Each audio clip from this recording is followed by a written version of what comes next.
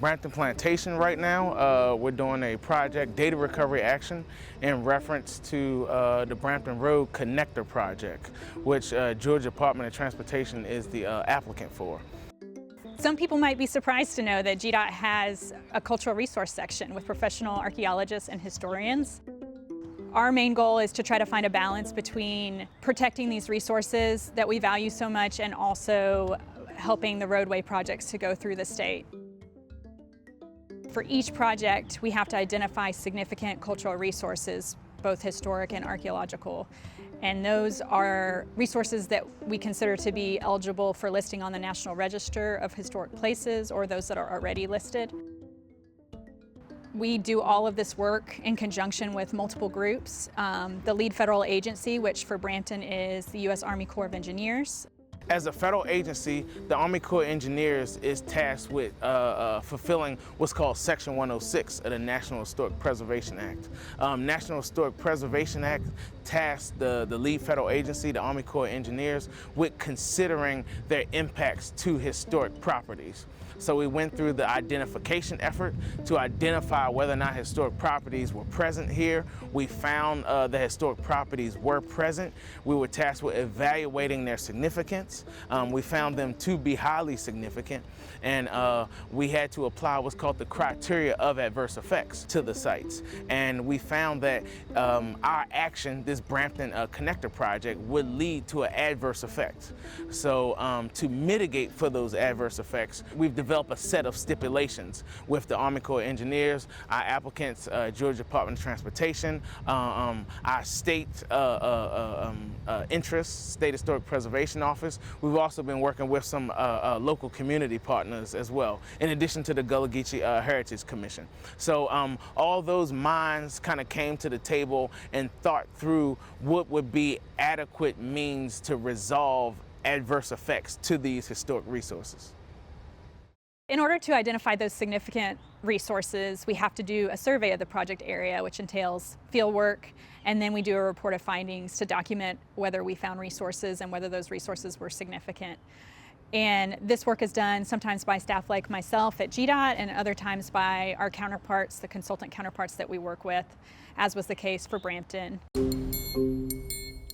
There will be an elevated road, and usually with elevated roads, that leads to less of an impact to historic properties. But unfortunately, yes, there will be an impact to the historic property. Sometimes we're not able to avoid a total adverse effect, and in those cases we have to do what we call mitigation to sort of offset that effect in some way. And often for archaeological sites, that's archaeological data recovery, which we're doing here, and that's the excavation of large units in the impacted area to try to save as much data as we can for posterity and for future researchers. The location that is looking right now that will be related to the impacts is looking like some of the ditch features related to the rice plantation. There are many, many different iterations of archaeological and historic resource surveys for this project, and they spanned all the way from 2010 until 2020. And the reason we needed to do all these surveys was to try to find what we call the least damaging alternative for design, which is the design that hopefully impacts cultural resources and other resources like ecological resources the least. We're conducting archaeological excavations on the former elements of an inland tidal rice field that was active during the 19th century. Previous studies of Brampton Plantation involved with the road project, Georgia Department of Transportation's needs, and the railroad here that services the port have identified elements of the former rice fields at Brampton.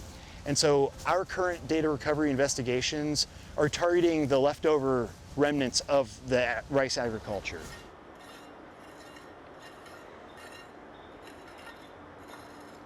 The Brampton Plantation rice fields were quite expansive. They expand outside of our area of investigation and the area of impact for the new road project. However, the majority of the area that we are allowed to study and that we're looking at is within Brampton Plantation.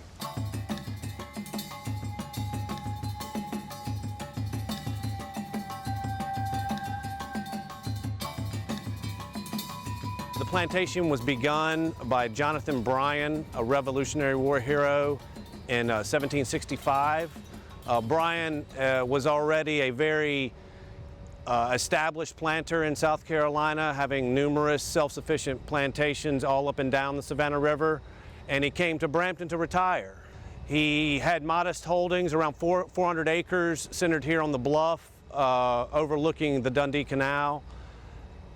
We don't really see evidence of rice until the Williamson family comes into ownership of Brampton in the early 19th century. We have an 1816 plat that demonstrates the beginnings of the system that we're actually doing archaeology on. The Williamson family increased rice production within the floodplain here at the canal dramatically from Bryan's time. I think in 1845 they were doing over 50,000 pounds of rice yearly.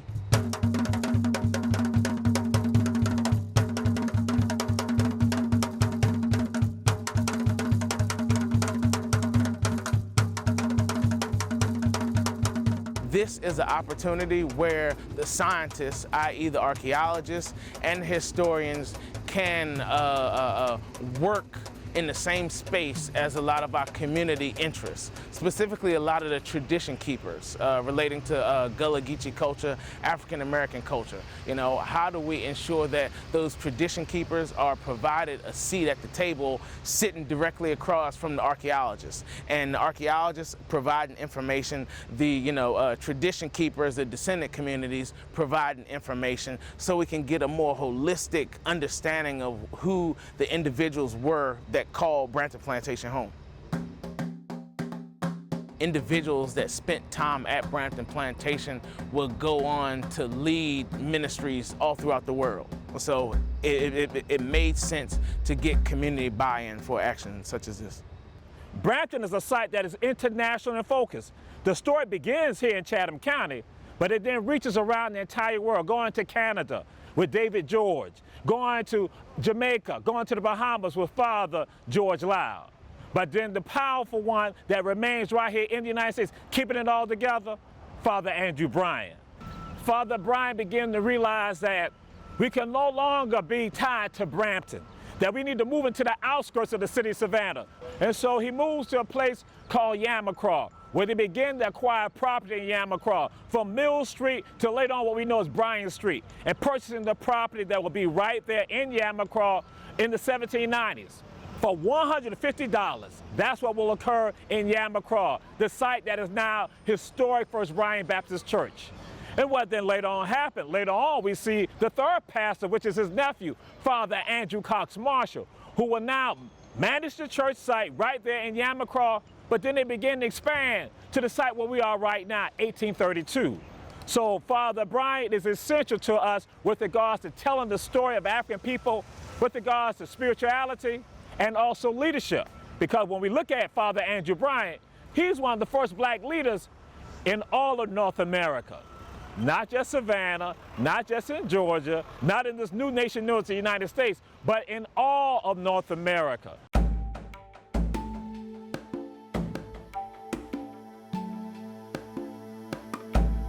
Understanding who was out there building it and why it was built as our first steps to a greater understanding of the period, prior to the Civil War. We understand that one of the first cash crops in this area is rice. And so you have Africans now being brought over here who understand about the production of rice, because they're producing rice in Africa that is the African rice and the Asian rice in Africa. So when they come across the water, they come to the knowledge of God with them and the knowledge of the Trinity with them. Now, many people, when they hear Trinity, they think about Father, Son, Holy Spirit. I said, no, it's cotton, rice, and indigo.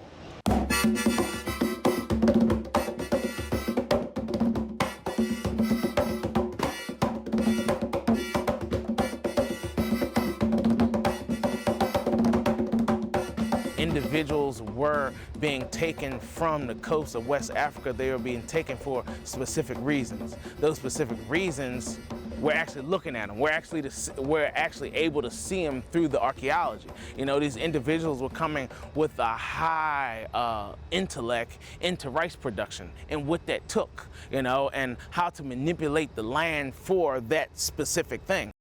Brampton being a rice plantation, it is basically a manifestation of the genius in Africa that they now bring over here and they now lay it out when they begin the production of rice. They understand. Today we're standing at the main canal. There would have been a massive support structure that prevented the heavy tidal water of the Savannah River from entering the plantation when the people didn't want it to be in there. That gate would have also allowed fresh water in. Salt water and fresh water sit together as wedges. And so as the tide comes in, it pushes the fresh water up as salt water pushes up. And then when the tide comes out, salt water leaves and all that's left is the fresh water draining down the river from the uplands.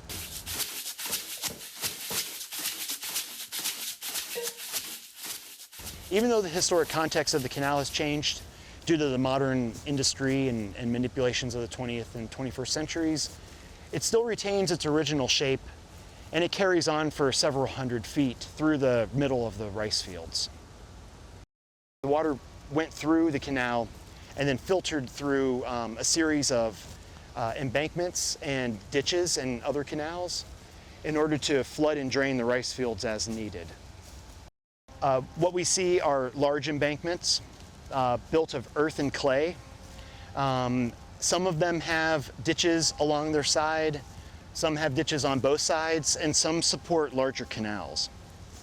They vary in size, in width, in dimension, in height, and in internal construction.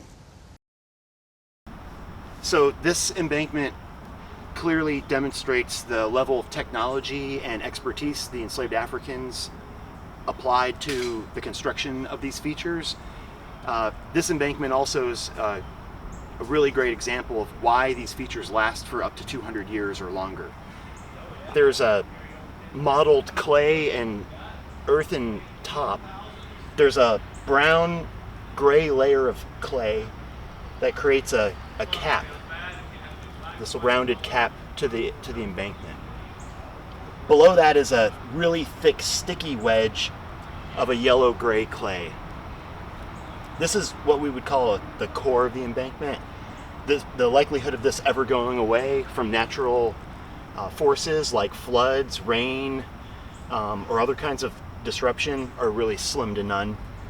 This gray thin band here underneath the yellow clay is probably the old ground surface. And then below it is another wedge of clay parent to the material here.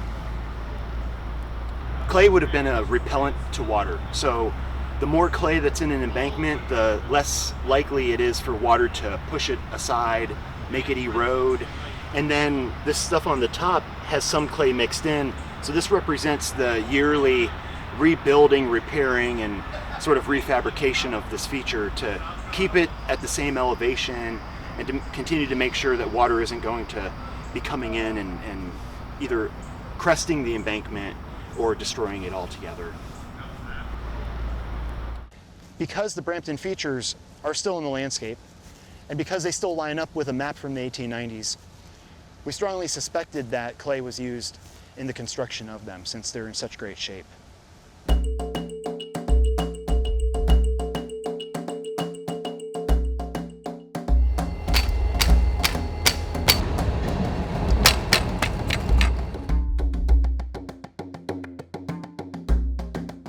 We're just taking the mudsel of the soil, so the soil color and texture. So we'll put the dirt on the back of this page right here, and we try to match it with these colors.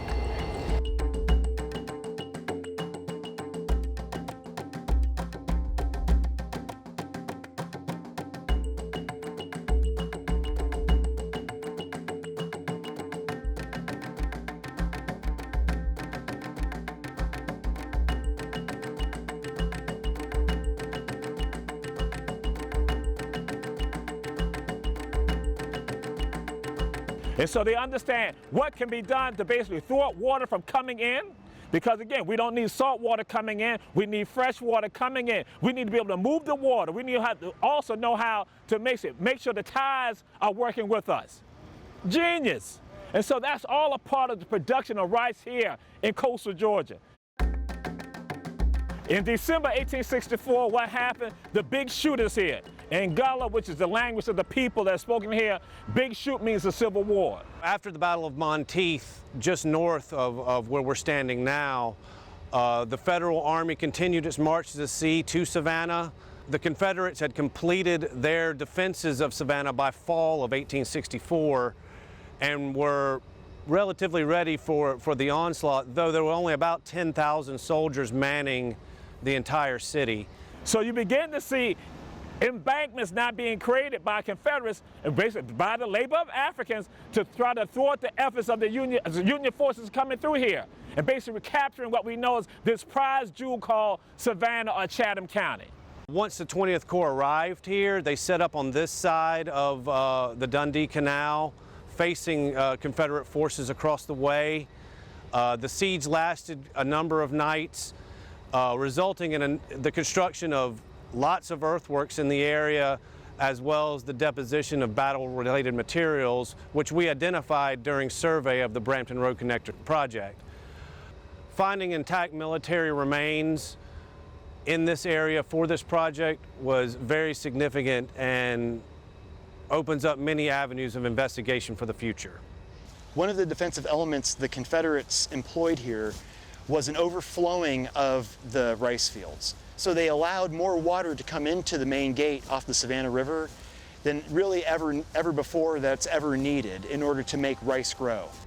That action, if it included salt water, which it likely did, likely destroyed the rice fields and made them, rendered them useless after the battle. Even though they began to see the destruction of, say, rice plantations along the Savannah River, cotton plantations along the Savannah River, something else is now embedded in their minds.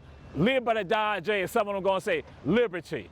They're not beginning to understand that the war is not just about them having freedom, but it's about them not having some autonomy. Since the Civil War impacted this place, even at a low degree, the likelihood that there was anyone after the Civil War and the emancipation of all enslaved Africans, there wasn't anyone really to grow rice. There weren't any people left to control the flooding and draining process, which was a pretty intense science and technology. So that's pretty much the cap. Rice only grew with the assistance of enslaved Africans. The soils are mucky, it's very muddy, and draft animals don't work very easily in rice fields. There were attempts to try to get draft animals in, to up the scale and the amounts of rice grown, to maybe lessen the needs for human labor. It never really took off. And so once slavery was terminated in Georgia, rice was pretty much terminated, unless freed people were still around to continue the same kinds of technology from the 19th century. You have people who are still growing rice right now in this area. That was something that just popped up, say, 10 years ago. In their families, they have been growing rice. So again, you have remnants of some of them who still remember the production of rice, how to grow rice. And even with some of them, they know how to grow rice even in the city without having the waterways. So yes, rice has always been a part of who we are. Development of these rice features took a high set of engineering acuity, engineering understanding of the landscape in a way that I don't know has necessarily in Georgia been communicated to the greater community. GDOT has the potential to affect many different cultural resources. And we know as professional cultural resource specialists, as well as our counterparts in the consultant world, we encounter interesting and significant resources to Georgia history all the time during our surveys for projects.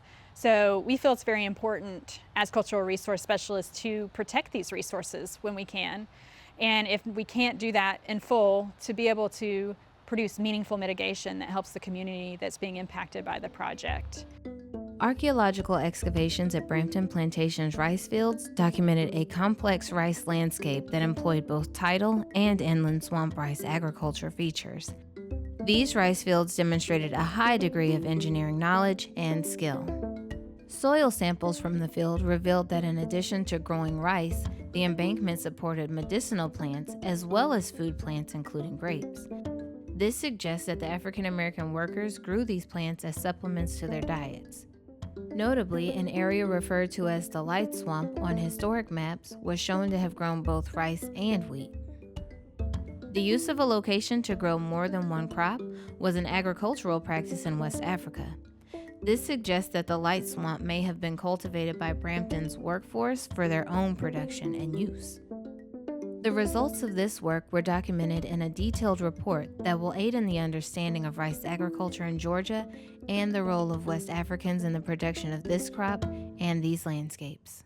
You got to know the hollow, there ain't no time, hollow, there ain't no water, hollow, for the fire next time, hollow, now before it's time, another year, I might be gone, in some ocean graveyard, oh Lord, hollow, when he's born, hollow, won't be long, hollow, look for me, hollow, and I'll be gone, hollow, I'll be gone.